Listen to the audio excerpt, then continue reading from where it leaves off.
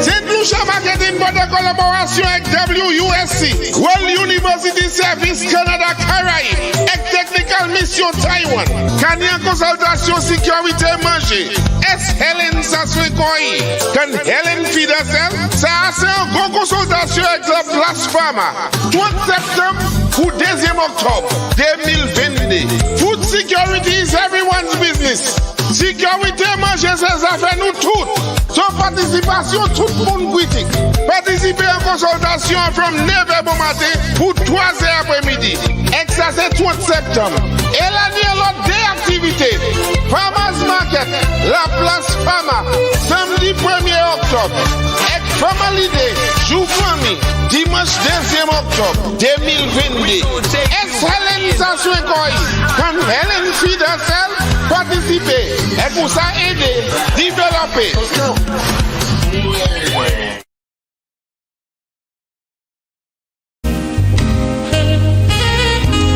Pleasant good morning, ladies and gentlemen. Thank you very much for your attendance and thank you very much for your patience. This as we begin our first for the year national consultation on food security. And we are indeed pleased to welcome you all here. Those of you joining us online, thank you for your presence and thank you for your attention as we discuss today a very significant topic in the development of our nation. And I would like for us to stand as we do our national anthem.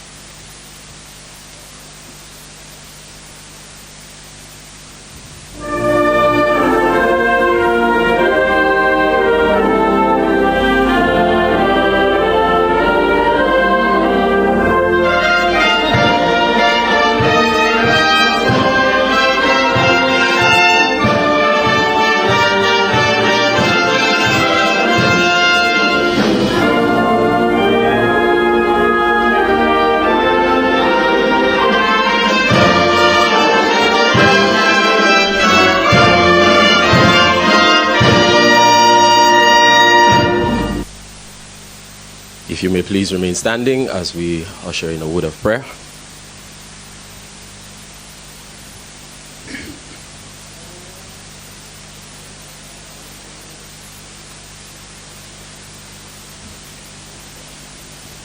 In the name of the Father, and of the Son, and of the Holy Spirit. Eternal Heavenly Father, we thank you for this day. This is your day you have made. You said, let us all rejoice and be glad in it. We thank you, Lord, for all of us gathered here this morning for discussions, Lord, on food security. We thank you, Lord, that you've afforded us, Lord, to be in the land of the living this day. We pray, Father God, for all those individuals and entities who have come together, Lord, to execute this weekend's activity. Bless and guide the minds of all of us here present. Bless the proceedings this day. Send your Holy Spirit to be in our midst, that all will be incident-free and accident-free. We make this prayer for Christ our Lord. Amen. Thank you very much. Honorable Minister of Agriculture, Alfred Prosper, the Ambassador to St. Lucia from Taiwan, His Excellency Peter Chen, the Leader of Mission, Daniel Lee, Hugo Lowe, Mr. Vincent Lacovinier, General Manager of the St. Lucia Marketing Board. I see some extension region heads, Mr. Dunson DeMille, Perishables Manager at Massey Stores. I see Miss Melanie Hippolyte from the St. Lucia Rural Women's Network, producers. Mr. Richard Edwin from the Cooperative Choice Group. Other distinguished members of the, I won't say congregation, but members of the audience. Good morning.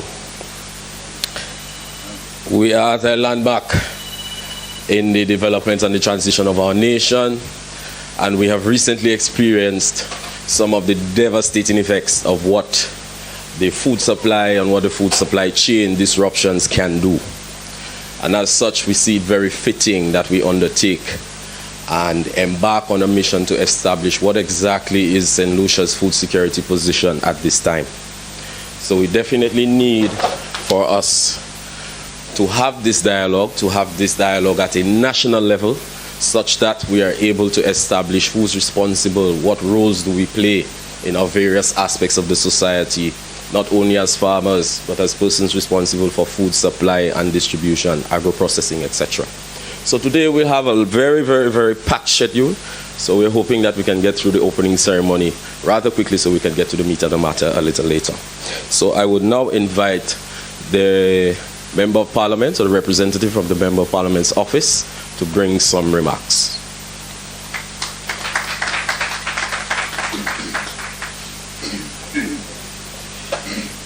Good morning, all.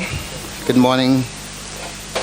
Let me, on behalf of the Honorable District Representative, Mr. Joachim Henry, as well as the Castries Southeast Constituencies Council, welcome each and every one of you here today to Castries Southeast.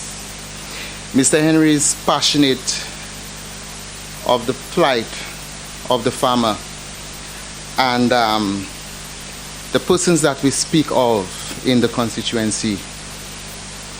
He would have loved to have been here today, but of course he has asked me to apologize sincerely for his absence. Let me recognize the leadership of the Honorable Alfred Prosper and the staff of the Ministry of Agriculture for the work that they do. And we've been hearing some great things from them of late. Of course, that is by way of support for the farmers and subsidies to come, a lot more to come. Let me recognize also the stakeholders who made this event possible. The government and the people of Taiwan, through its ambassador and the Taiwanese technical mission, we say a hearty thank you and welcome.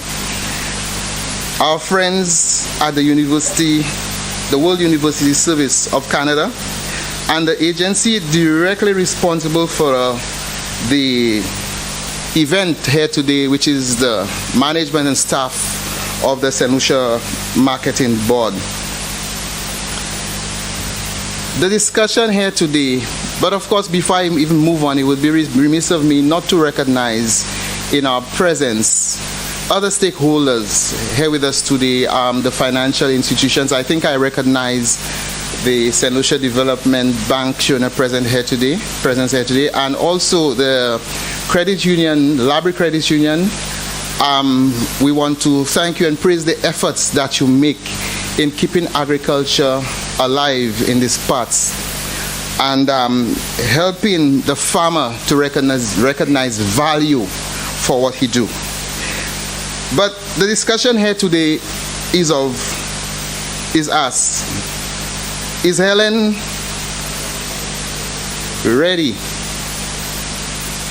to feed herself? I ask a question in return. Is Helen ready to do what it takes to feed herself? And I think with events like what is about to happen today, with the leadership of persons who are passionate about the plight of the farmer, I say yes. You know, we heard recently from our most honorable Prime Minister, the Honorable Philip J. Pierre, and he interceded on our part as a nation, and he was in dialogue with the FAO, asking for technical support to help us realize a goal by the year 2025 of reducing our food import bill by 25%. You might hear from some persons who would ask the question, is it attainable? I would say yes, it is attainable. Because it is the decisions that we take here today. It is what we do today that would decide what our future will bring. You know, it's always said the future is now. And the fact that we recognize that we depend not just on food for our day-to-day living, but our very survival depends on food security. Our very independence as a nation, as a people, depend on what we do in that regard. So I say yes, it's attainable. And again, we want to praise the efforts and the leadership by our beloved Prime Minister in seeking assistance to recognize, to allow for the survival of that food industry that we speak of. So these goals are attainable. This morning, I want to recognize the persons that it is all about, the persons who make it possible, the persons who toil, the farmer.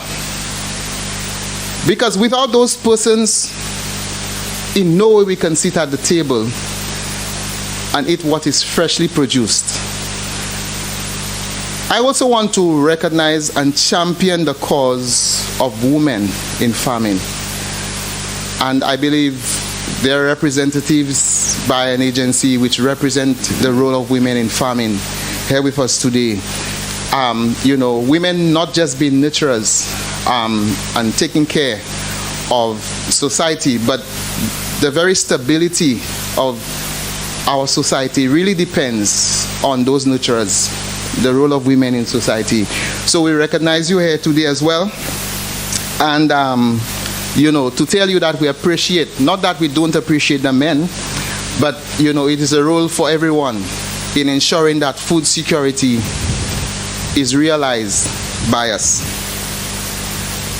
As we speak, millions of people the world over face starvation. And it has become somewhat worse because of COVID in part, and with the onslaught of the Ukrainian war. We see challenges in terms of logistics. The supply chain seems to be somewhat blocked.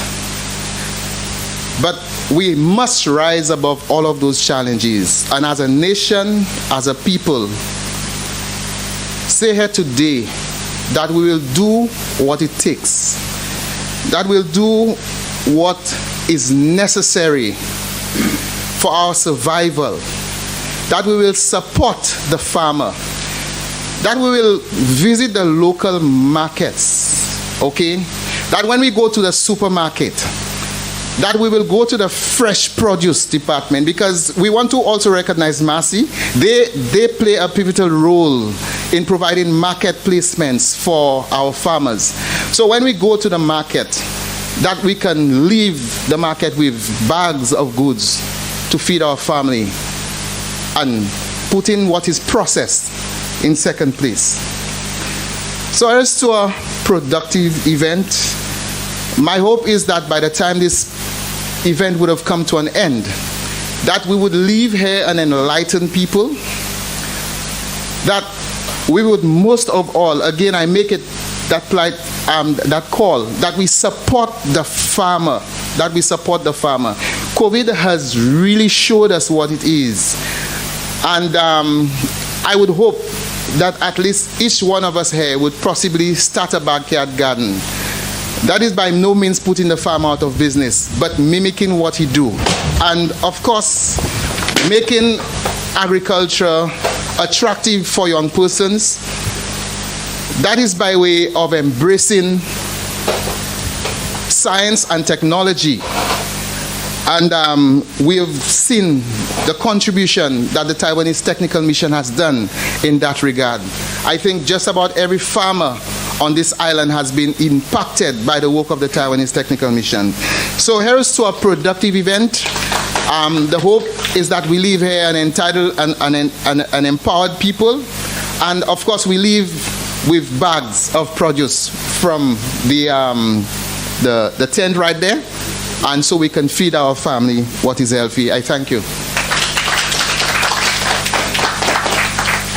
Thank you, Mr. Boyce, for that very comprehensive and heartwarming welcome on behalf of the district rep. Thank you. So I would now move along through and invite the Taiwanese ambassador, His Excellency Mr. Peter Chen, to give some brief remarks on behalf of the Taiwan mission.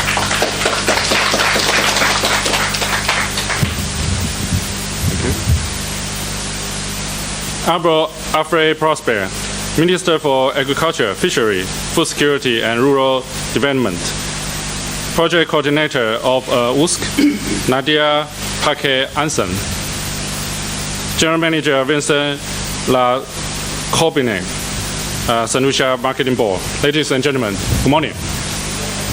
It's really my honor to join Honorable Minister Prosper, a champion in safeguarding food security, to attend the National Food Security Consultation held by World University of Service Canada, St. Lucia Marketing Board, and Taiwan Technical Mission. Access to sufficient amounts of safe and nutritious food is key to sustain life and promoting good health.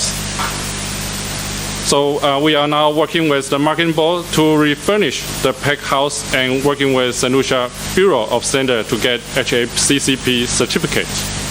And also, at the beginning of this month, Honorable Minister Prosper and I witnessed a MOU signed between Taiwan Technical Mission and WISC to outline our joint collaboration of expanding technology to small farmers, developing sustainable and resilient agriculture, strengthening food and nutrition security, and ultimately trying to reduce food import bill by 25% by 2025. And I'm glad we have begun our collaboration in a right and positive way.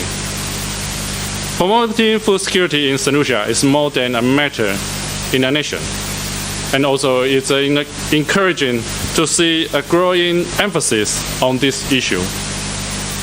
The discussion today is in time to raise people's awareness, to recognize and acknowledge the importance of food security, and to search for better solution of the challenge we faced. Taiwan government will continue to work with the government of St. Lucia and all partners to support food security at the present and in the future. I wish the seminar today every success. Thank you.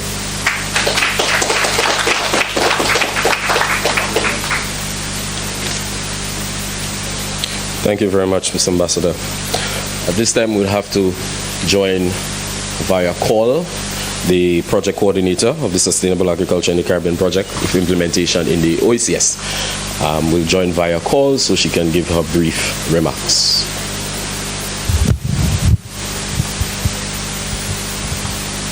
Go ahead. Morning. Morning.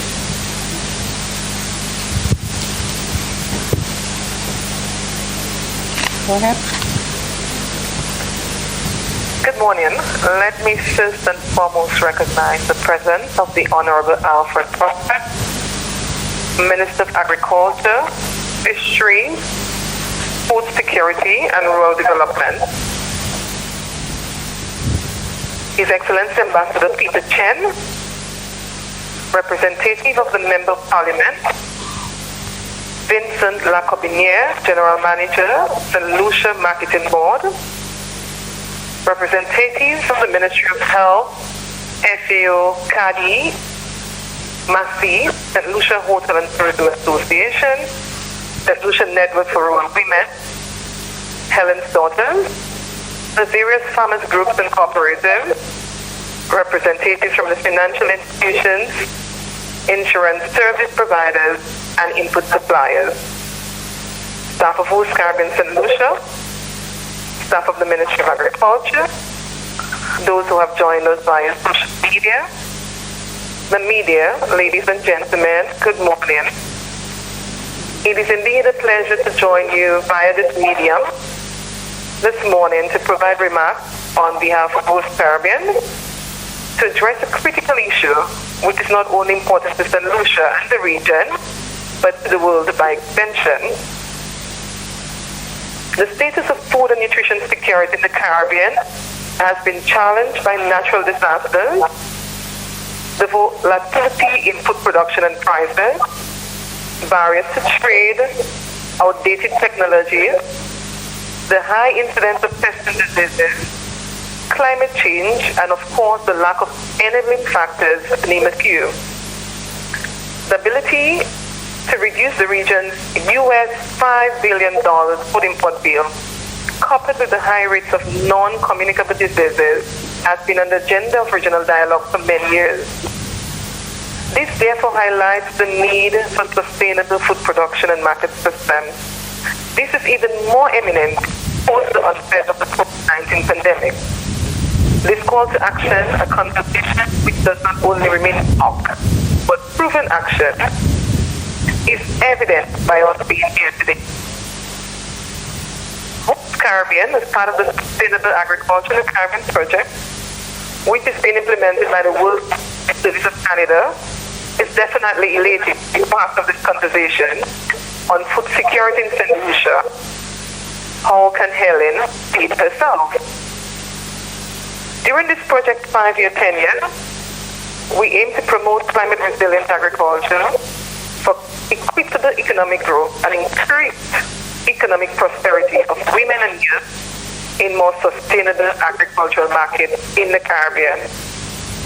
Increasing, therefore, their impact in agricultural markets while developing more climate resilient domestic agricultural output for more sustainable economic growth. This project will therefore work in agricultural market systems with all market actors to address gaps and impediments, especially those faced by women and youth, and will facilitate capacity building support for market participants using a gender-sensitive, inclusive market system approach that puts environmental and climate issues at the fore. WISC Caribbean utilizes, of course, this approach at every stage via every market actor in a given agricultural market. This facilitation approach to implementation engages multiple stakeholders, creates linkages between key market actors, strengthens the capacity for training, information sharing, and outreach, and fosters climate resilient approaches to develop agricultural markets sustainably and profitably. Therefore, the SAG project, in partnership with the Ministry of Agriculture, the Taiwanese Technical Mission, the St. Lucia Marketing Board, and various partners and stakeholders, as well as presenters who have joined us on this conversation, is pleased to support this national food security consultation or dialogue, Can Helen Feed Herself? We trust that today's session into this weekend's activities will be highly participative, thought-provoking, and trigger transformative processes and continuous action-oriented intervention as St. Lucia moves forward to be a more food-secure nation. With these few words, I thank you.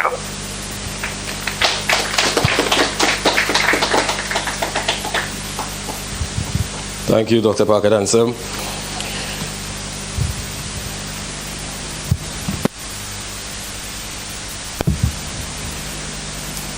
Moving swimmingly along so we can get through, I would invite the representative from the Rural Women's Network, Ms. Melanie Hippolyte, to give brief remarks on behalf of the network.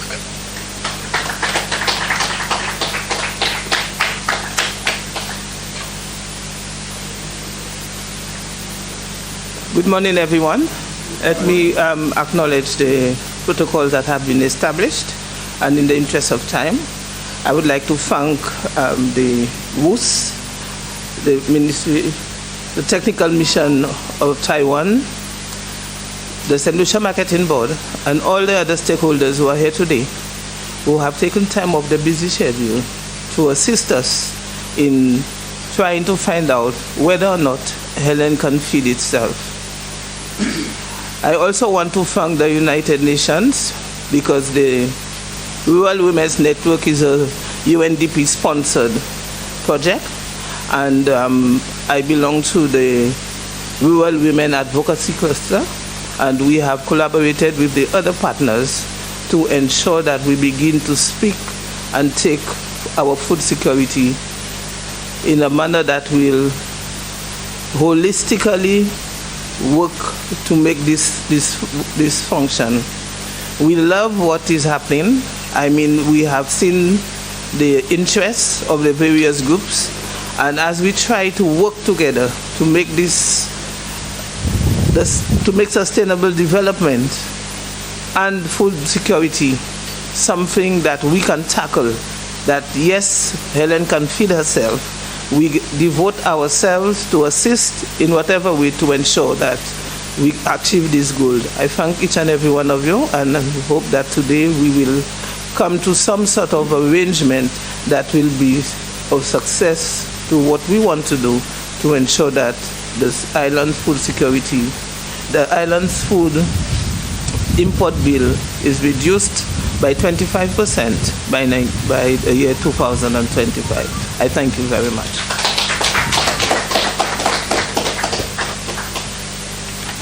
Thank you very much.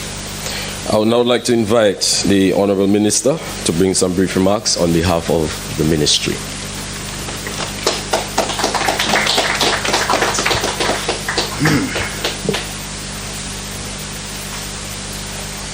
Sorry for being late this morning. That is usually the case. I have my annual general meeting this afternoon, so I have to do a few things in my constituency before I came here. But let me first recognize he's absent now, the ambassador for Taiwan, Dr. Chen,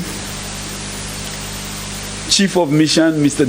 Daniel Lee, General Manager, St. Lucia Marketing Board, Mr. Vincent Lacobinier, Project Coordinator WISC Caribbean, Nadia Anslem, Melanie Hippolyte, Rural Women's Network, Ministry Staff Extension, Rep for Mr. Joachim, who's absent out of state, other ladies and gentlemen, invited guests, let me say a pleasant good morning. Wherever I missed, it's not my fault because I just got the protocol list. Now, I am very unhappy this morning, and I will be frank and straight to the point that we cannot have an activity like this and my permanent secretary is not present. I will not accept it, and I will not tolerate it, and I hope it does not happen again, because he is the one coordinating the ministry. I am the policy person taking decisions to the cabinet. And when I see my PS is absent, my DPS is absent, there is no one from the marketing unit, my director of agricultural services is absent, it tells me we are not ready yet. But I was told they did not get an official invitation to be here. So I'm urging whoever organized this activity this morning to never let it happen again, because I'm very unhappy. And you have not seen me so unhappy since I became the minister, but I'm very unhappy because he is supposed to be there, because he is part of the ministry, he forms an integral role in the ministry, and I expected him to be sitting somewhere there. But anyway, I must say it's an honor for me to be here as the Minister for Agriculture, and let me thank the Marketing Board and the team for organizing such a consultation. A consultation on food security is timely, but when I got the invitation to be here, I saw the theme, Can Helen Feed Herself?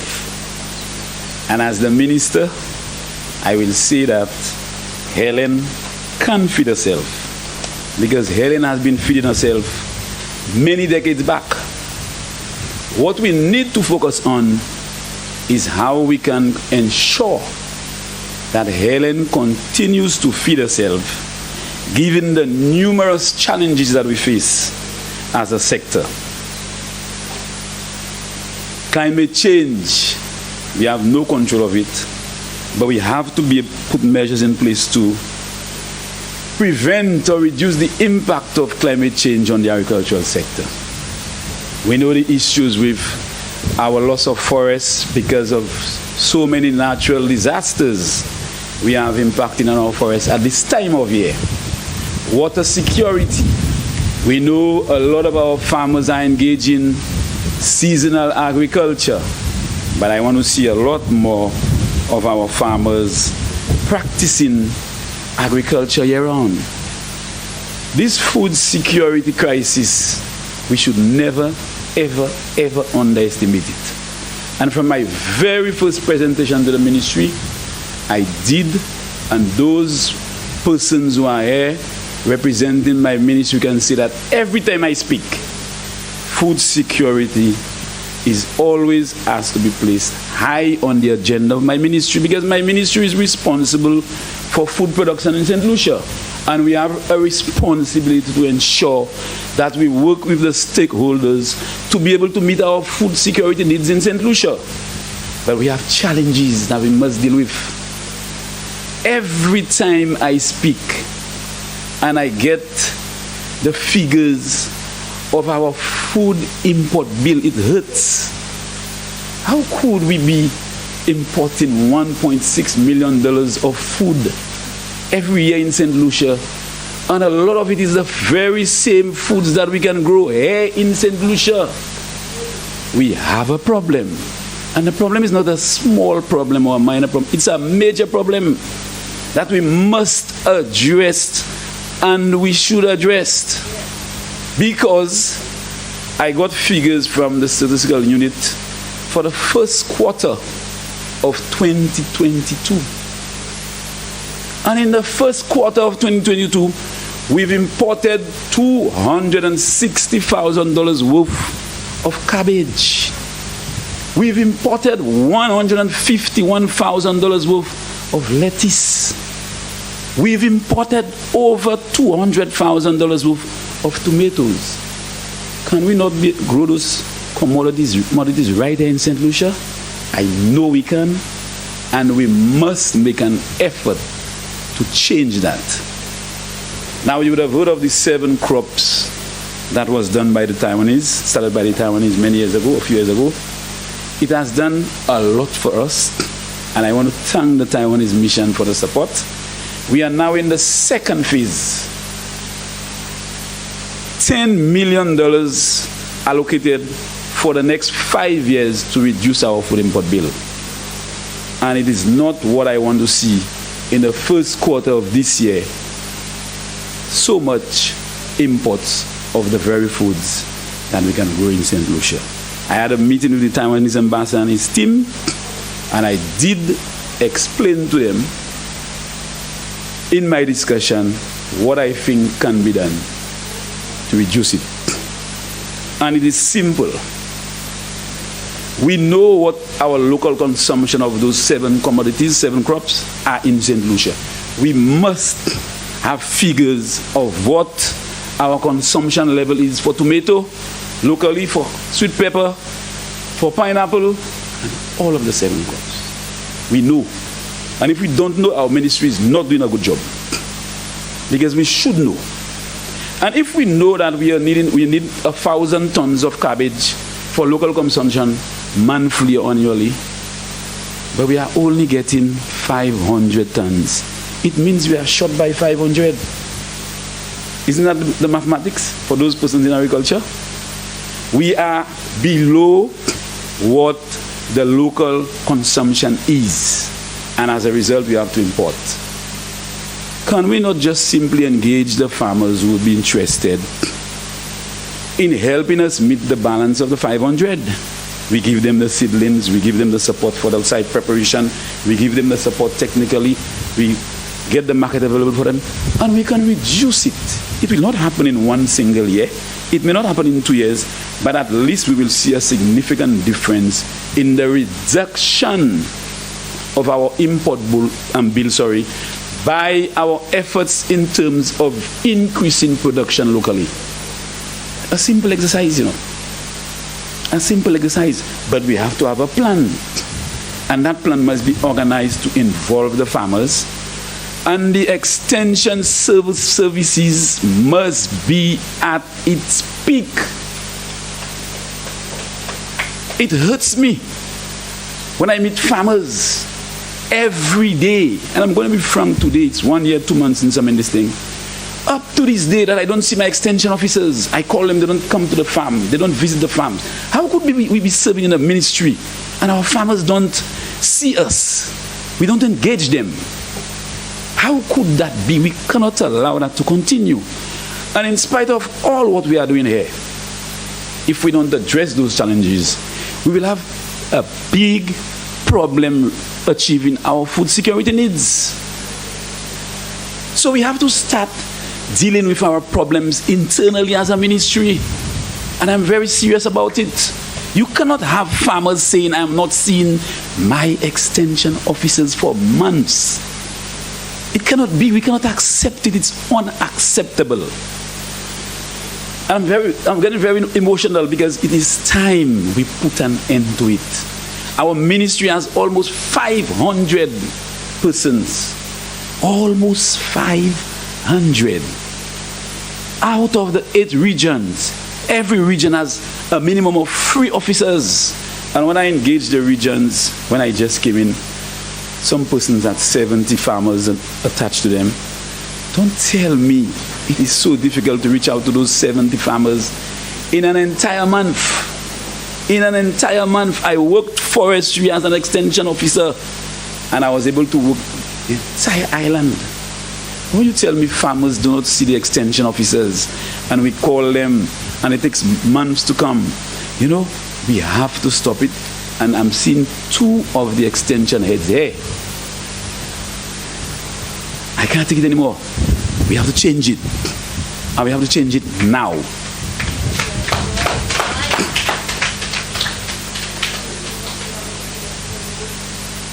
Now, in terms of all of the issues with regards to food security, we must also understand there are serious challenges faced by our farmers. Our farmers never anticipated we would have COVID. Our farmers never anticipated we would have a Ukraine-Russia war. That would cause serious pressure on our farmers getting the fertilizer and other farm inputs that they need for agriculture. Obviously, a farmer investing in a particular farm, maybe production of watermelons, whatever you call it, would need to ensure I have sufficient fertilizer. I can deal with the pests in terms of controlling the pests. But more significantly for the farmer, when I do all of that, where will I sell my produce? And will I get a good price for my produce to allow me to make a profit? We must look at this sector and not view it in terms of the way our farmers were thinking 10 years ago, 15 years ago, where they were viewing agriculture as a hobby. We need to encourage our farmers to view agriculture as a business. And I am a farmer too. We have farmers here. You think a farmer wants to invest, you think Mr. Regis from Denry wants to invest $5,000 in cabbage. And when he's ready to have his cabbage, the marketing board is saying to him, we cannot buy it. And Massey is saying to him that we can only pay you 10 cents. How would that affect his profit margin? But you want that farmer to be able to make a profit to encourage him to continue, because that is his livelihood. That is his livelihood.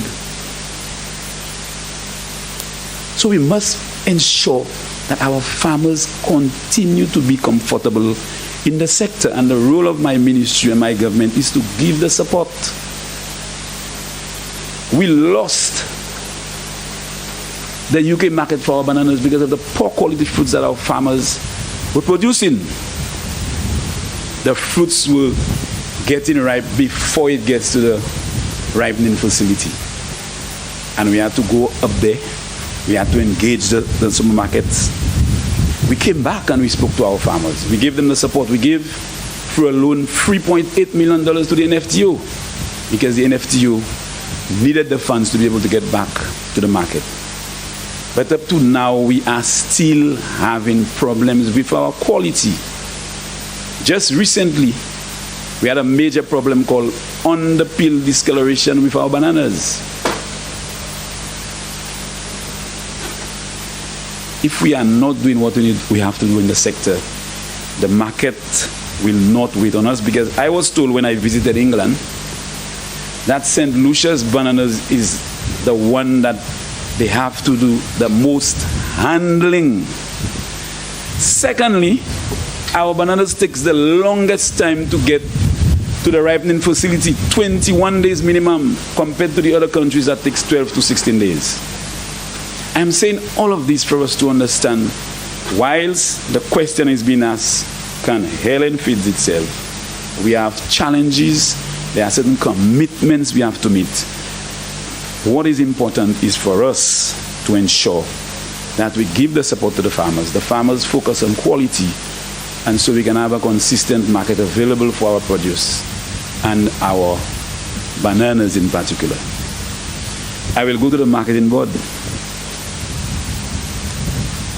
You can ask farmers to produce all the crops they want. If they cannot sell when they are ready to harvest, they will be discouraged.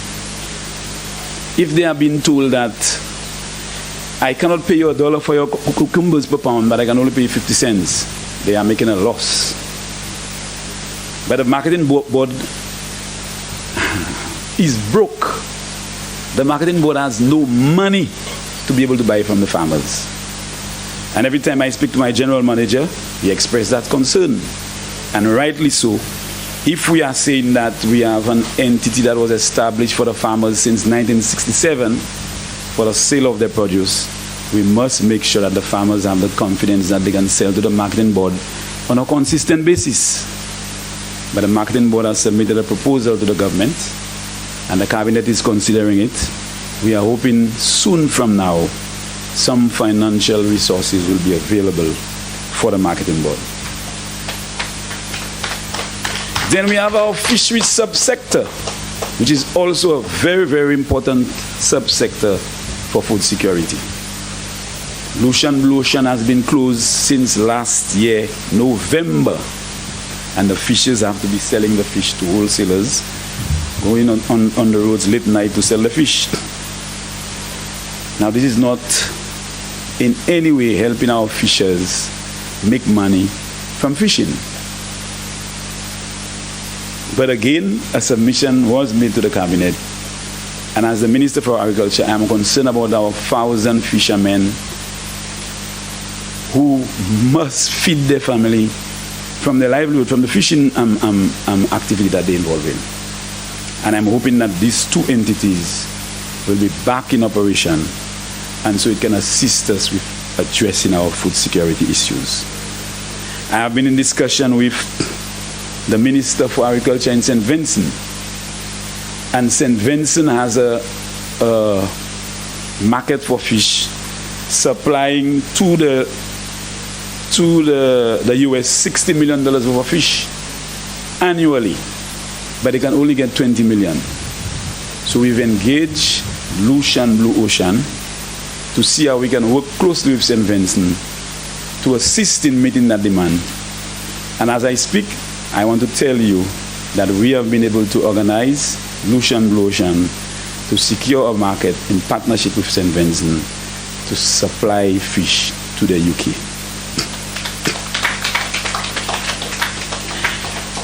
And I see this gentle lady in the back. She's the representative for fisheries. I want to tell her that my meeting with her with regards to the fisheries sector was a very good one. And one of the concerns that she raised was that the fishermen are of the view that the fisher's ID are not recognized as a form of ID for any business transaction. I want to let her know that just a few weeks ago, my ministry received a letter from the Library Credit Union indicating that they have accepted the fisheries ID to be a second form of ID to transact business with the Library Credit Union. Also, we've also engaged Bryson Company. And so now our farmers can get a discount on water tanks and other items at Bryson Company. So we are making progress because we understand the farmers' constraints, we understand what the farmers are going through, and we have to continue to do the things that are necessary for the sector. But in all of this, my vision for the agricultural sector is we must reposition the sector based on the challenges that we have faced. Climate change will continue to impact agriculture. And just last week, we had the ministers of agriculture from the Caribbean where we assembled in Costa Rica. And we were of the view that agriculture has not been given its prominence, the prominence that it deserves. Because they see agriculture as dirty. They see agriculture as just go and produce the fruits. Farmers are dirty. But agriculture should be given the prominence that it deserves, because clearly during the COVID, when the tourism industry collapsed, agriculture was there. And so we assembled in Costa Rica and we put together a message that will be presented at Climate Change COP in November, to ensure that we make a big request or a big case for a lot of the climate financing to go into agriculture and to give support to agriculture.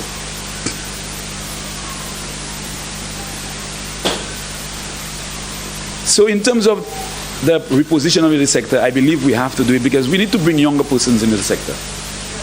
And I'm happy to see the young extension officers, because before it used to be him, it used to be Foodie.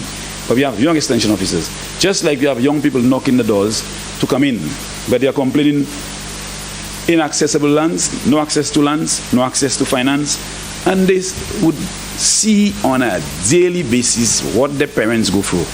Their parents leave home in the morning, work hard in the field, come back, and at the end of the week, nothing much to take care of the family. They will not be attracted to agriculture.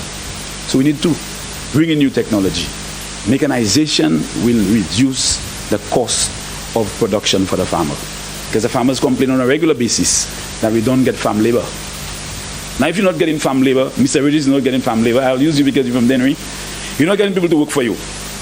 But you need 4 or 5 persons a day to work on your farm. We need to bring in those small implements that he can use 1 or 2 workers to do the same job, less costly, less time.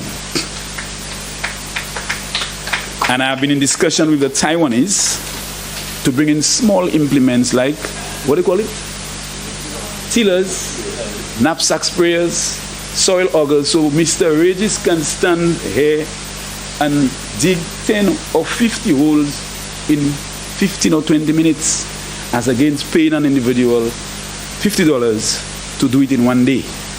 We must bring those new technologies in the sector, and that is the only way we can attract our young persons.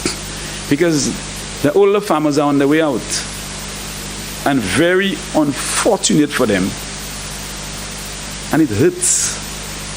Just like the fishers, they are leaving the sector with nothing associated with their work. No insurance, no NIC. But they contributed to this sector and this country years upon years. Nothing.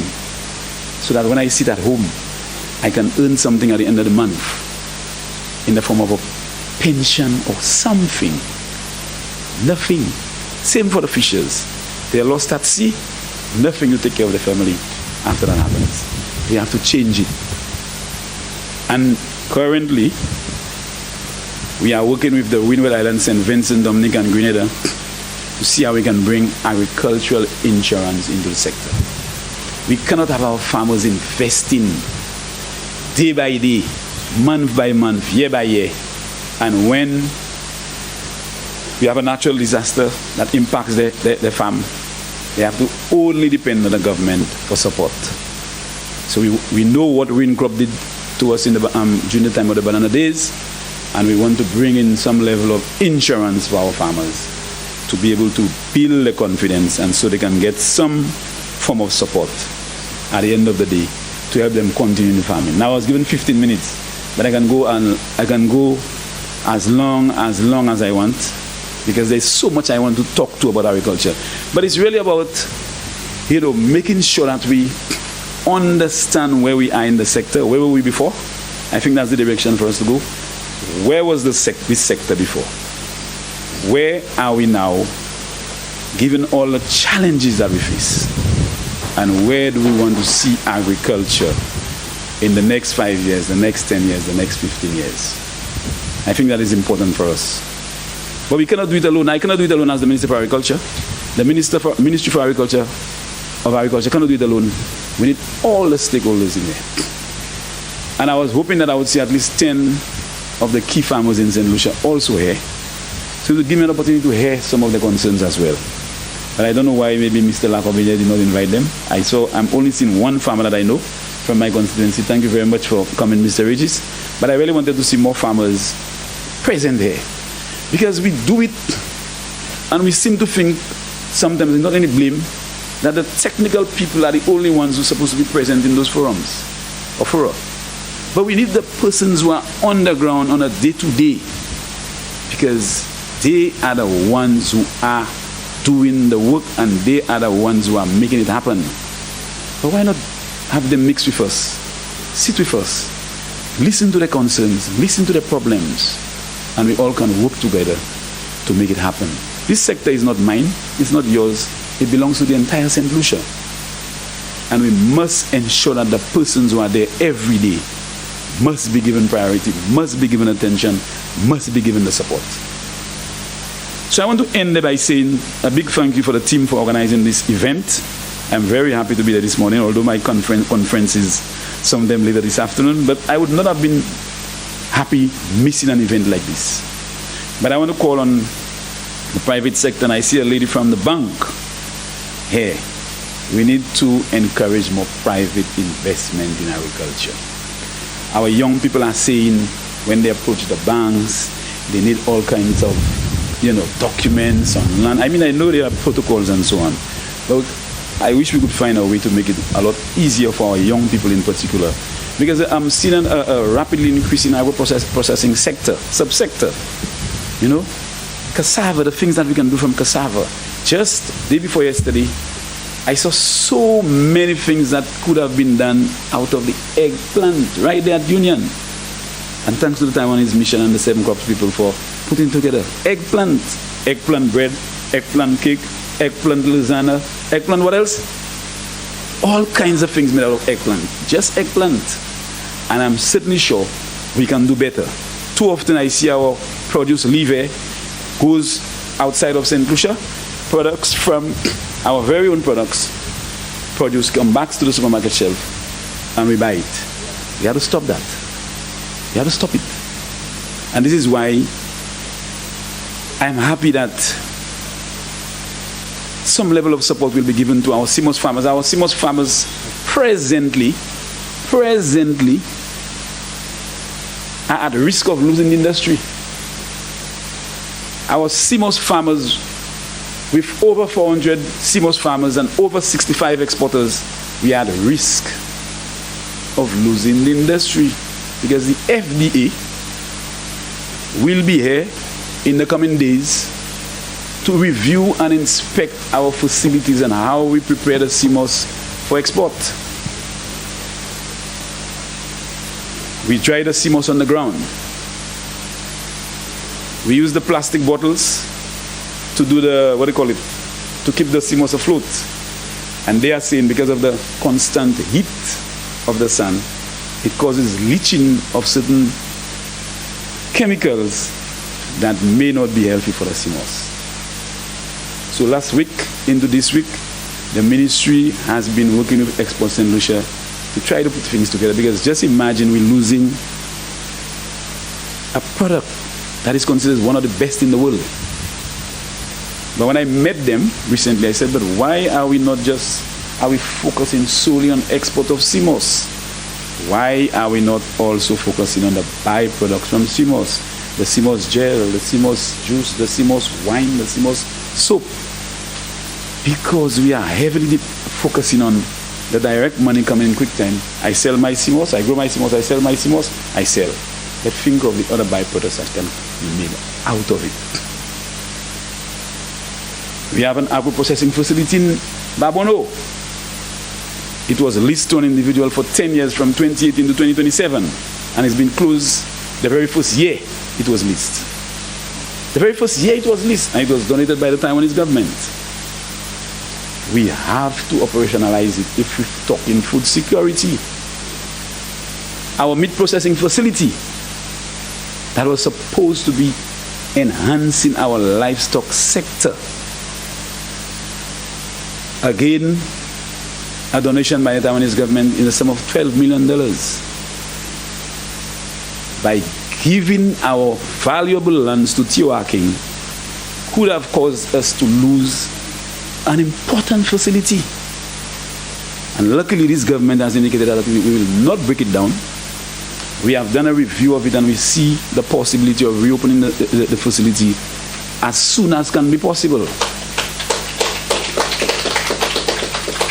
So whilst we are concerned about food security, I'm not fearful of Helen feeding itself, because I believe we have enough food here. You go by the market and you see quite a bit of food. You go to Viewport, you see all along the way we have food. What we need to do is to regulate what comes in. We need to reduce the imports of tomatoes, cabbage, and pineapple, and all of those, because I know we can grow it here. We have farmers who can grow lettuce in Denver all over the island, in your backyard. Why are we saying our import bill for first quarter is already 151,000? But in closing, I want to say that I've been getting a lot of requests for this government, this ministry to consider a system called a central buying system. I do not think I want to go in this direction, because it will take a lot of education and sensitization to make our farmers understand the importance of it. And the call has been to have marketing board buy all the commodities coming from the farmers and sell to Massey, sell to the hotel, and sell to the rest of the public. That may be a very good suggestion. But would our farmers be happy? Would our farmers understand it? Some persons are going to be left out. But it may just be based on what we are going through in terms of food security, high cost of food, whether it is the best thing to do. Maybe for our fisheries subsector as well, sell to one depot and distribute. Mr. Dilim is your name? Dilim? Dimil. We may have to have that kind of discussion, but that is the direction that some of the persons are advising we should go as a government, as a people, as a country. There may be implications, but I have to look at the pros and cons of it before a decision can be made. And it's the same thing for the CMOS. Instead of having this person buying CMOS from this person at a particular price and this person doesn't, why not have a central buying depot for the CMOS, and everybody comes in and buy and you export? There is more value in it, opportunities for the stakeholders, and we can deal and control our food security issues. I want to wish you the best. I wish I could stay for the rest of the day, but I cannot because of other commitments. I want to say a big thank you to all those who are here today, and I'm hoping that for the rest of today there will be serious discussion, bold discussion, open discussion about our food security problem in St. Lucia, and I'm hoping that my ministry at least will get a report after this meeting comes to an end in terms of the way forward and how the ministry, the government can work together in helping us meet and deal with our food security issues. Thank you very much for inviting me.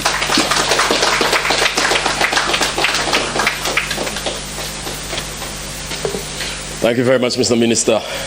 And indeed, this is encouraging to hear the policy position and the vision of the minister encapsulating a lot of the multi-pronged approaches that we need to moving agriculture forward. I am also ably advised and humbly informed that the individuals who aren't present were in fact invited. So we are unable to justify as to why they are not here. But in any case, there is work to be done, and we will get it done. So I would now like to bring this event to a close and invite the General Manager of the St. Lucia Marketing Board, Mr. Vincent Lacobinier, to give closing remarks to this ceremony. Welcome.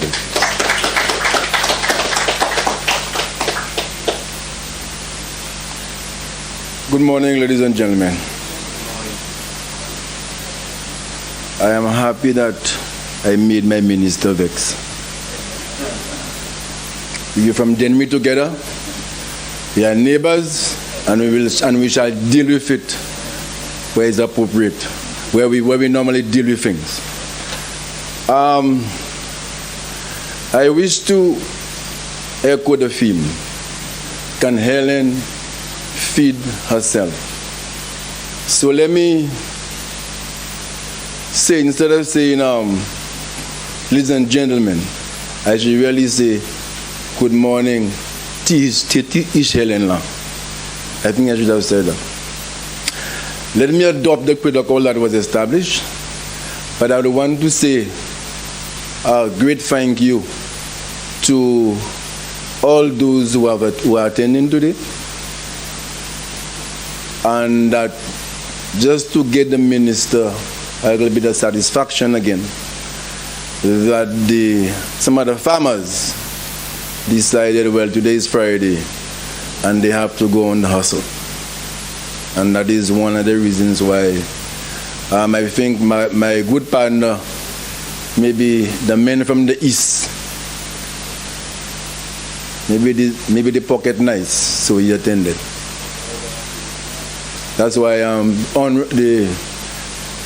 you said you will have your farmer, Mr. Regis from January.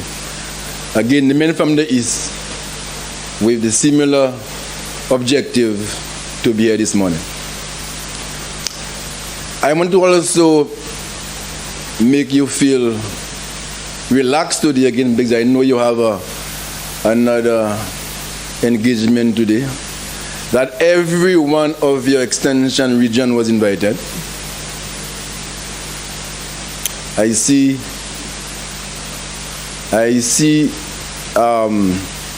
Region 3, Region 8, Region 4 there, so I want to welcome them and make sure that they have been counted. I am satisfied that a seed has been sown today in terms of can Helen feed herself. And I think that is the point. I'm happy that I said that you got mad, but I'm also happy that that seed has been sown, and what has to happen is that seed must be nurtured.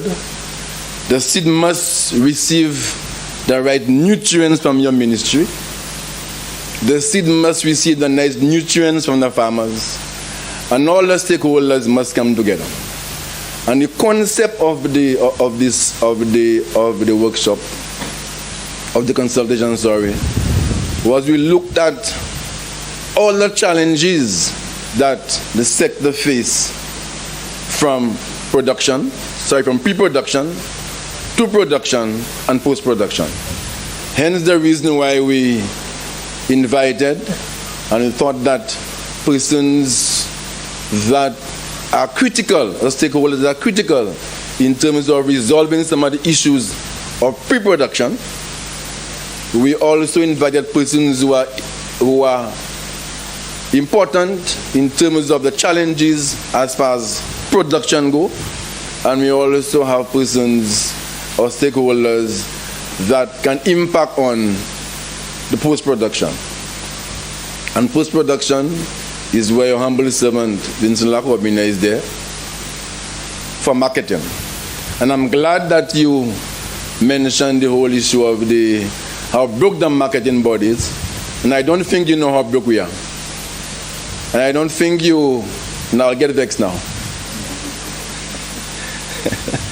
But I'm happy that you echoed this morning that, something is coming our way. In fact, Laura smiled when she heard that you said something is coming our way. But I'm honestly, I feel contented. I feel happy that I can see in the audience a section of most of the persons that are stakeholders that impact on the industry. And I'm also happy that you've articulated the possibilities that the industry and your ministry and your government is considering as far as overcoming some of the challenges. We know that there are a lot of challenges, and we recognize that there are challenges. And that is the reason why we coined the theme, Can Helen Feed Itself? And if I have to, if I listen, I listened carefully to what you said, and you recognize and you highlighted a number of the challenges. And these are the challenges that we are hoping that would be resolved at some point or the other. And we also recognize the need for us to bring other persons in the discussion. We also recognize that there was a food security and nutrition policy written 2013. And I think I heard at some point you articulated that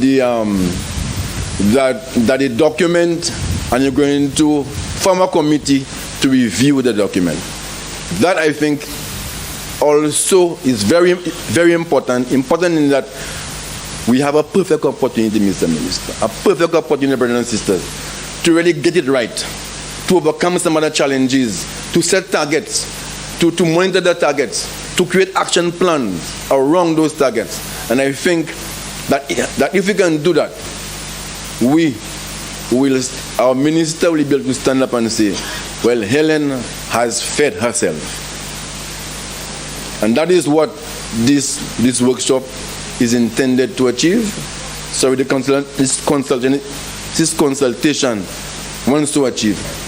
And the reason why that seed has been sown, and we want it to be nurtured. The seed has been sown also by CCJ, a cooperative choice group from Dennery North, next door. Okay? Could we see again men from the east? We also heard of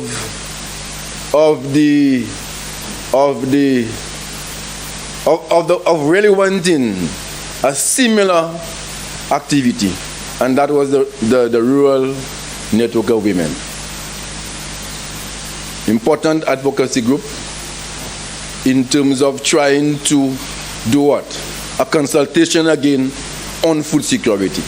So, Mr. Minister, food security is in the air. Food security is buzzing, and we would like all the cooperation of all the stakeholders to come together so that we can present a document, we can present an action plan that is feasible, that is workable, establish our targets, and see how we can move the country forward so that the 20% and more persons who are living below the poverty line can come out, can be reduced. And because we need to ask ourselves, why 21% of our population lives below the poverty line? That is fundamental. And it's more, 20% and more, they are living below the poverty line. Hence the reason why we're saying that food security is even more important, that those persons, they have to send their kids to school. Is that the reason why sometimes we see that the level of crime? Is that because sometimes people cannot afford to eat? So therefore, I want to really thank the Taiwanese Technical Mission for its collaboration with Ministerial Marketing Board. I also want to recognize also the important contribution of the World University Service of Canada, WISC. I know that that the officers of WISC, they are very passionate about the issues of food security, and in fact, it's that passion that really spurred the marketing board and CCJ, and to some extent, the Rural Women Network. 2, let us put food security in the front burner. And we believe that with such passion, and also the way that the minister spoke this morning, that I think we are on the right track for a comprehensive plan, a comprehensive action plan to assist or to develop, to strengthen, to reinforce, to do whatever it takes to achieve our food security in this country. Ladies and gentlemen, I thank you, and I wish that the person in the diaspora could join us, because it's live, it's streaming live, and that your contribution is also welcome. That don't think because you're in the US you cannot contribute to a discussion in St. Lucia. I would also like to recognize the presence of my boss, Ms. Sonita Daniel, head of the Exports in Lucia. I want to tell you good morning, hello. But we will not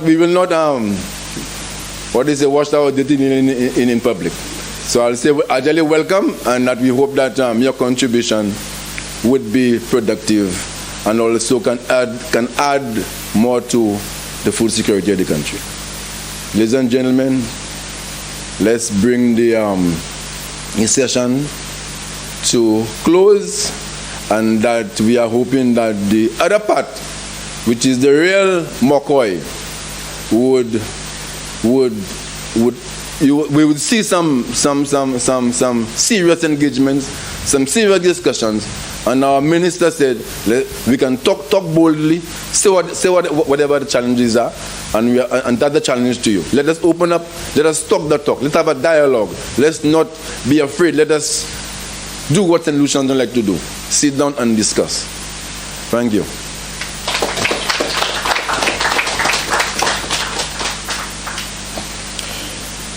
Indeed, the vote of thanks that we needed. So, I pose the question to you, the audience. Again, the theme. Can Helen feed herself? I didn't hear you. Yeah. Can Helen feed herself? Yeah. Certainly see, es Helen Saswekoi. We don't sound like we're so sure. Es Helen Saswekoi. Okay, so ladies and gentlemen, thank you so much for your attention and time.